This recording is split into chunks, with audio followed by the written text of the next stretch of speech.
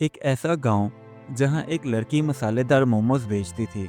जहां हर रात अजीब अजीब वाकयात होने लगे। मोमोज इतने मशहूर हुए कि गांव के हर शख्स को उनका चस्का पड़ गया। मगर जल्द ही पता चला कि उन मोमोज के साथ कोई मसला भी जुड़ा हुआ है। एक राज, एक खौफ और एक ऐसा ट्विस्ट जिसने पूरे गांव को चौंका दिया। आखिर वो मसालेदार मोमोज क्या थे और उनके पीछे कौन सी हकीकत छुपी थी, ये जानने के लिए कहानी को मुकम्मल देखें।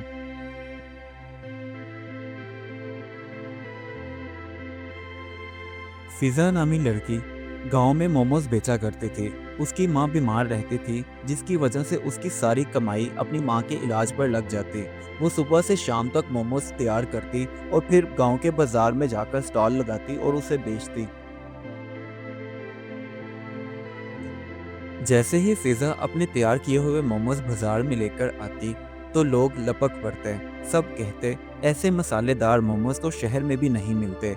लेकिन फिजा के चेहरे पर हमेशा एक हल्की सी परेशानी रहती थी, जैसे वो कुछ छुपा रही हो।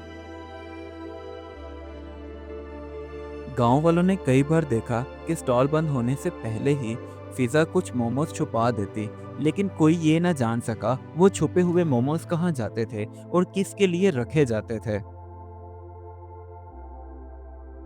उसी गांव में रहने वाला एक आदमी जिसका नाम हाशिम था, वो अक्सर फिजा के स्टॉल के पास खड़ा हो जाता, मगर कभी भी मोमोज नहीं खरीदता था। वो गौर से बस फिजा को देखता रहता, जैसे जानना चाहता हो कि आखिर मामला क्या है। एक दिन एक आदमी फिजा के स्टॉल पर आया। उसने मोमोज खरीदे और उन्हें खाए, मगर जब रात हुई तो उसके पेट में शदीद दर्द होने लगा। अगले दिन गांव में अफवाह फैल गई कि फिजा ने मोमोज में कुछ जरूर मिलाया है, जिसकी वजह से उस आदमी का पेट खराब हुआ। जब ये बात उड़ती उड़ती फिजा के कानों तक पहुंची, तो वो बेचारी रोने लगी और गांव के लोगों से कहती, मैं तो साफ हाथों से मोमोज बनाती हूँ, मैं गंदी चीज़ें कभी इस्तेमाल नहीं करती। लेकिन इल्ज़ाम लगते गए और उसके ग्राहक कम होते गए। एक दिन रात के वक्त जब फिजा मोमोज वाला स्टॉल बंद करके घर जाने लगी, तो उसने अपना थैला उठाया हुआ था। तभी हाशिम की नज़र उस पर पड़ी और वो चुपके चुपके उसके पीछे जाने लगा, क्योंकि हाशिम को ये लग रहा था कि फिजा के थैले में ज़रूर कुछ ना कुछ है जो वो मोमोज में डालती है। फिजा अपना थैला उठाए चलते चलते गांव के किनारे एक पुरानी सी झोंपड़ी के पास पहुंची और अंदर चली गई। असल में वो झोंपड़ी उसी की थी जहां वो अपनी माँ के साथ रहती थी। घर में उसकी बीमार माँ चारपाई पर लेटी थी, जो कई दिनों से कुछ खा पी नहीं रही थी। तो फिजा ने अपनी बीमार माँ के लिए थोड़े से कम मसाले वाले मोमोज बनाए, ताकि वो कुछ ना कुछ तो खाएं। उधर हाशिम ने चुपके से उनके घर के अंदर झांका, तो उसे सारी बात समझ में आई कि वो मोमोज छुपाना क्यों जरूरी था और वो कहाँ जाते थे। उधर जब सुबह हुई, तो गांव के सब लोग आपस में बातें करते हुए कहने लगे, असल में बीमारी की सही वजह फिजा के बनाए हुए मोमोज ही हैं। गलत फहमियाँ फैलती ही जा रही थी और फिजा बेचारी सबको सफाइयाँ देते देते थक गई, मगर किसी ने उसकी बात पर यकीन नहीं किया। हाशिम जब काम पर जाते हुए गांव के बाजार से गुजरा, तो अचानक उसकी वहां लगे पानी के नलके पर नजर पड़ी, जो कि बदबूदार था। तभी उसके जहन में आया, कहीं बीमारी की वजह मोमोज नहीं बल्कि ये गंदा पानी ना हो। बस उसके जहन में शक पैदा हो गया। अब हाशिम ने गांव वालों के साथ मिलकर उस पानी वाले टैंक को खोला, तो उसके अंदर गंद, मट्टी और काई भरी हुई थी। बस यही पानी था जो सारे खाने पीने वालों को तकलीफ दे रहा था। अब गांव वालों को समझ में आया, मोमोज बिल्कुल साफ थे और मसला पानी में था।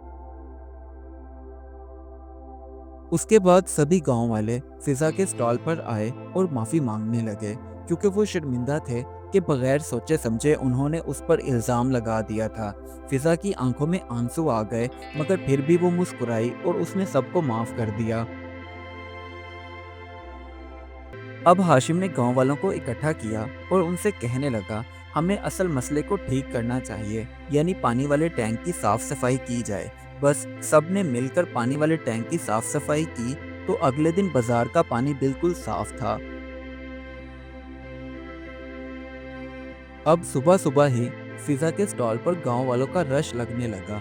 वो आते, मोमोज खाते और कहते फिजा के मोमोज बहुत अच्छे होते हैं। जबकि फिजा को ये सुनकर बहुत अच्छा लगा और वो खुश हुई क्योंकि उसकी मेहनत रंग ले आई थी।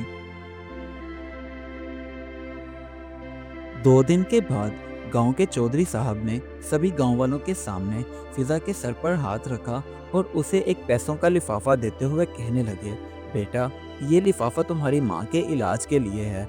फिजा ने उसे कबूल किया और सबका शुक्रिया अदा करने लगी। अब फिजा ने उन पैसों से अपनी माँ का बेहतर जगह से इलाज करवाया और चंद ही हफ्तों में उसकी माँ की तबीयत में सुधार आने लगा और वो अपनी बेटी से कहने लगी, बेटी, दुनिया में अच्छे लोग भी होते हैं, बस पहचानने की देर होती है। ये सुनकर फिजा मुस्कुराने लगी।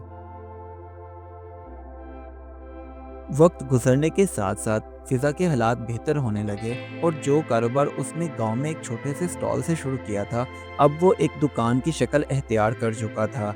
और यूं मसालेदार मोमोज की कहानी खुशी खुशी खत्म हुई।